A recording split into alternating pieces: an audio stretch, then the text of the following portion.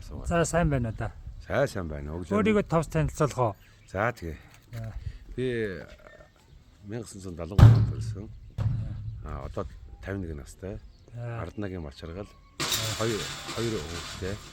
Эхнэр оюун бэлэг, хүү Төвшин баяр, Төвшин гээд хүү хоёртай. Боловсрол бол тэр ати одоо механик инженер гоо. Сэлэнг аймгийн Баянгол сумын застраар ажиллаж байна. Сэлэнг аймгийн иргэдийн төлөөлөгч, сумын иргэдийн төлөөлөгчөөр. Баянгол сум чи баруун хараа юу? Баруун хараа. За. Хэдэн хүнтэй сум бэ? Одоо нийтдээ 5600 гаруй бараг 6000 очиж байгаа.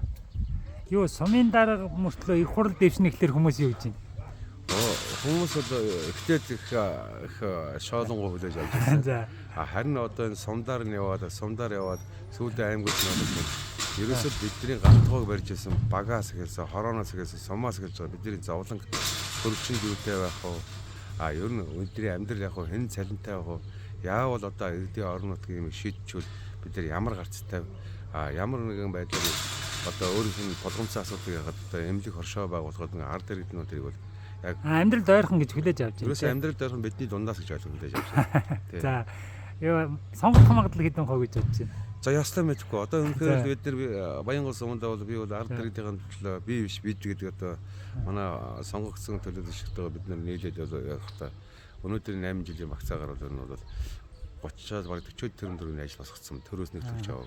Юу Баянгол сум 44 төгрөгийн ажил хийсэн гэдэг эхний 3 том ажлын та хэлдэ. Мөнгөө яаж босгосон та? Бид нар ерөөсө мөнгөө босгоход байгалийн баялагийг авж байгаа бол ард түмэнд нь хандаа. Бизнес ба газар тариалангийнхан маань бас айгуу малчтайгаа олгож одоо та нарынхан бол нийгмийн хариуцлага одоо хаягдуулж байгаа өгөөч. Та нарт одоо малчт нь махаа өгөөч гэдэг их маргаантай байсан. Нөгөө талаар бол хамгийн том хүсэж байсан асуудал бол эрүүл мэндийн асуудал, хогны асуудал.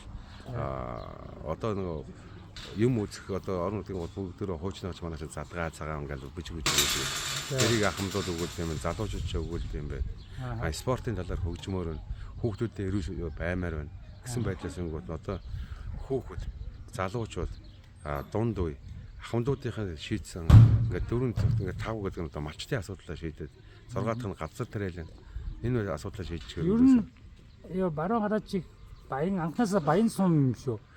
Ер нь баян байсан. Юм хийхэд дараа гайг байна. Үгүй эхлээд л яг хөл хүндрэлтэй байсан. За юу нь хамгийн ихтэй вэ? Ер нь бол одоо уул уурхайн чинь бид нар цөмдөөд явчих. Иргэд нь бол энэ уул уурхайг ингээд ухтгэл ингээд аваа хүлэн зөвшөөрсөн байсан бид нэр эсрэгээр нь болгосон. Ер нь тэгээд орон нутагт эрх мэдлийн нөгөөл орон нутгийг бол хөгжих зам нь тэр юм шүү. Юу гэж бодож байна да? Ер нь зөө штэ. За. Ер нь бол орон нутгийн одоо ингээд татвар нь босоо, нийгэм даатгал нь босоо, халамж нь босоо, газрын албанаас бүртгэл нь босоо гэх ингээд бүхэн босоо болж байгаа шин засвар гэдэг эрх мэдэлтэй байхгүй. Сүүлийн үед одоо сургуулийн захирал, цэцэрлэгийн захирлууд нь бүгд босоо яваа. Тэгээ бид нар засвар үйлчлэгээ ойлгоно хариуц тооцохоор яаж тэрстэй ойлгомжгүй. Та тэгээд энэ нөгөө бусад сумдууд ингэж танаа шиг өөрсдөө бүх юм хийгээвэл хамгийн төрүүлж хийх ажил нь юу вэ? Хамгийн төрүүлж хийх нь бол ерөөсөө эрүүл орчин үүсгэх хэрэгтэй, хогийн цэвэрлэх хэрэгтэй. Инженерийн шугамыг хянслах хэрэгтэй. Бид нар ч одоо инженерийн шугамаа 100% аж ахуй аргаар хяналтсан шүү дээ. Инженерийн шугам аргаар гэхэлэр чинь дотоодоос мөнгө босгосон сумаас. Одоо орон нутгийнхаа байгаа хэлүүн цэцэрлэгт байгаа аж ахуйн нэгж байгууллагаас босгож байгаа гэсэн. Танах ч яг өдөр баян сум байна. Дээрээс нь уул уурхайтай жишээлхэд уул уурхай багтай, говийн сум. За уул уурхай ер нь тийм орлого багтай сумдууд бол юунаас ажиллаа эхлүүл зүгээр гэж бодож байна. Орлого багтай сум гэж байхгүй. Ерөөсөө хүн сэтгэл явахт болно. Орон нутгийнхаа судалгаа гаргах хэрэгтэй. Зарим юм байдаг байхгүй.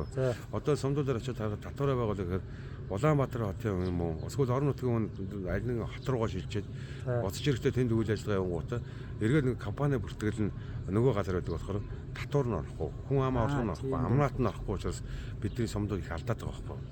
Ер нь бодит байдлаа үнэлж чадахгүй байна те. Өөрөөсөө баян мөртлөө яахгүй байна. Бодит байдал нь эхлээд орон нутгийн судалгаа гаргасан. Судалгаа гаргаж дараа нь сумынхаа хот төлөвлөлтийг хийх хэрэгтэй. Тэгээд иргэдийн тулгамдсан асуудлаа гаргах хэрэгтэй байхгүй. Эднийг гаргаж авахгүй нэг сэтгэлийн хөлөөр за сонгогчоор аймагаас мөнгө тавьуулсан нэг хэдийн их хурлын гишүүд нэг хэдийн их хурлын гишүүд нь одоо зарим сумдууд байна шүү дээ. Баруун аймагт 1000 гаруй хүн амтай байсан гутаа 1000 гаруй хүүхдийн сургууль барьсан. Тэгээ очиод нэг сургуулийн болонд нэг давхартанд барьсан. Нөгөөдөө бүгд нь хөдлөөсөн шүү дээ. Хүн хичээлдгүү ийм судалгаагүй юм хийж одоо Монгол улсын хэд хөрөнгө өргөдөж байгаа үстэй. Тийм байна. Одоо та жишээлбэл ёо таны сум баруун хараа чин төмөр зам очно. Ёо багцаад төмөр зам очно. Манайх төмөр замын логистиктэй худалдааны логистиктэй. Ер нь бол хэдийн бол одоо худалдааны бүс болгох гэж бодож байгаа.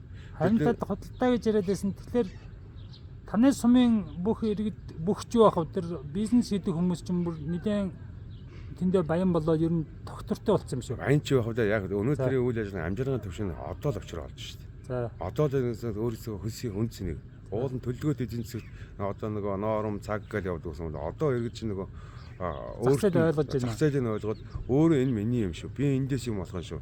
Би энтгээ хамгаалах, би энтгээ цэвэрхэн байх гэсэн. Энэ миний одоо хоолой гэх юм гэдгийг л ойлгож байгаа. Энэ эрхчлийг л өгсдөө авахаар тэгээд. Газар дээр та ямар ажил хийсэн гол нь? Газар дээр гэдэг нь одоо газар дээрийнхээ гол бид нар дэмжиж байгаа. Газар дээр хот одоо газрын чинь бүгд энэ засгийн газар булаагаад авцсан шүү дээ. За. Сумын дарга нар газар өмчлийн газар ирэхгүй болгочод байгаа шүү дээ. За. Хар дээр энийг мэдэхгүй байгаа.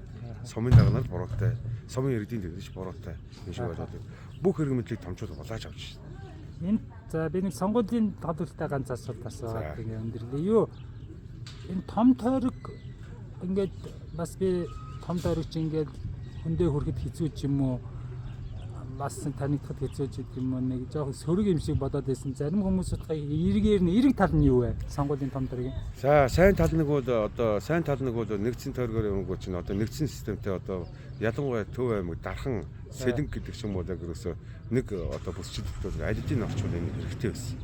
Төв аймаг малаа хариулсан. За. Газар дээр дархан бол борлуул хүн ам ихтэй шингэлтэй өнгөт нь тэн дээр үйлдвэр хийж болж. За.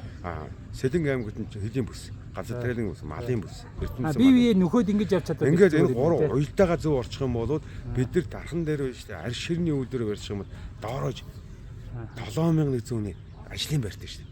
Төмөрлийн үйлдвэрийн дархан. Энийг одоо баяжуулын зөөгөө дууссан. Тэнгүүтээ одоо яа тэгэхээр тэр үйлдвэрийн барайг байхгүй Японы өрөнгөөр уртаж.